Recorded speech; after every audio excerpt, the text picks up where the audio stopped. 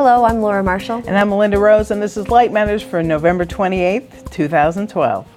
On today's show, a tunable new device absorbs nearly 100% of the infrared light that hits it. Biomarker binding brights boost Raman signals. An antenna on a chip works in 3D free space. Nanocrystals convert sunlight to solar steam. And we bring you some notable acquisition news. A near-perfect infrared light absorber could expand possibilities for energy harvesting and thermal detection. Designed at Harvard School of Engineering and Applied Sciences and at the University of California, San Diego, the instrument is composed of a 180 nanometer thick layer of vanadium dioxide, a material typically used as an insulator, placed on top of a sheet of sapphire. Principal investigator Federico Capazzo says his group's perfect IR absorber exploits a naturally disordered metamaterial and thin film interference effects to achieve its ultra-high absorption rate. The device's more simple structure is also important for many potential applications. Because the device can be switched easily between its absorbent and non-absorbent states, it is suitable for a variety of applications, including thermal imaging devices with tunable absorption, spectroscopy devices, tunable filters, thermal emitters, radiation detectors, and energy harvesting equipment. Details of the device were published in Applied Physics Letters.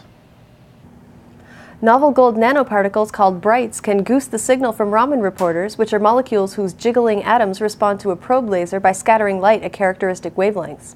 The discovery could lead to better targeted drug delivery and deeper bioimaging within tissue.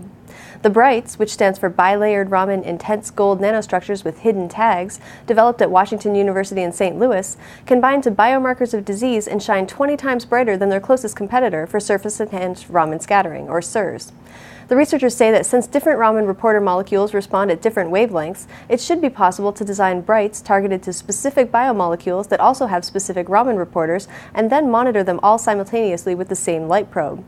The research appeared in Advanced Materials. A new micron-scale spatial light modulator works in 3D free space and runs orders of magnitudes faster than those currently used in sensing and imaging devices. The antenna on a chip, developed at Rice University, looks like a tiny washboard and could make current commercial products used to manipulate infrared light obsolete. The spatial modulator also holds great potential for imaging, display, holographic, remote sensing, and measurement applications. Although these antennas would not be suited for general computing, they could perform optical processing tasks comparable in power to supercomputers. Details of the antenna appear in scientific reports.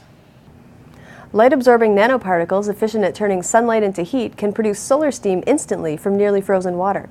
The new technology is more efficient than solar panels in generating electricity, but its inventors expect its first applications to be for sanitation and water purification in developing countries. Discovered by Rice University scientists, the method uses nanoparticles that can be activated by visible sunlight and by shorter invisible wavelengths to convert solar energy directly into steam. The overall energy efficiency is 24%. Photovoltaic solar panels, by comparison, typically are about 15% efficient. About 90% of the world's electricity is produced from steam. Most industrial steam is produced in large boilers, but because of its very small footprint and high efficiency, the Rice method is a more economical alternative. Steam also is used to sterilize medical waste and surgical instruments, to prepare food, and to purify water. The method was reported in ACS Nano. Optoelectronics components maker Oclaro announced this week that it is selling its thin film filter business to II-VI subsidiary Photop Technologies of China in a $27 million cash deal that also includes Oclaro's interleaver product line. The divestiture came 3 weeks after Oclaro announced disappointing financial results for the first quarter of 2013. It was its first quarterly earnings report since it acquired OpNext in an all-stock transaction in July.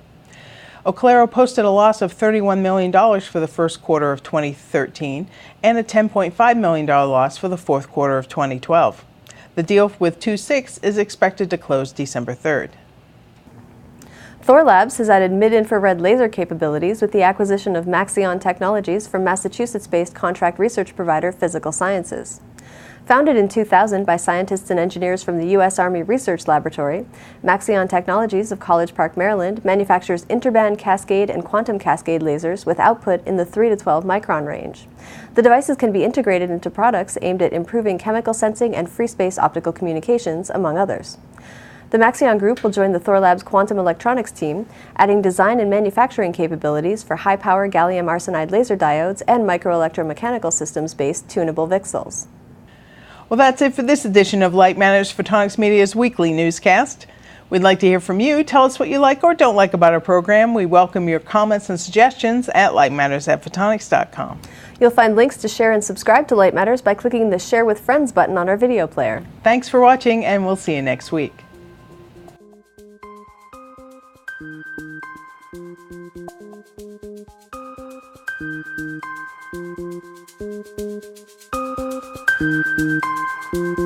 Thank you.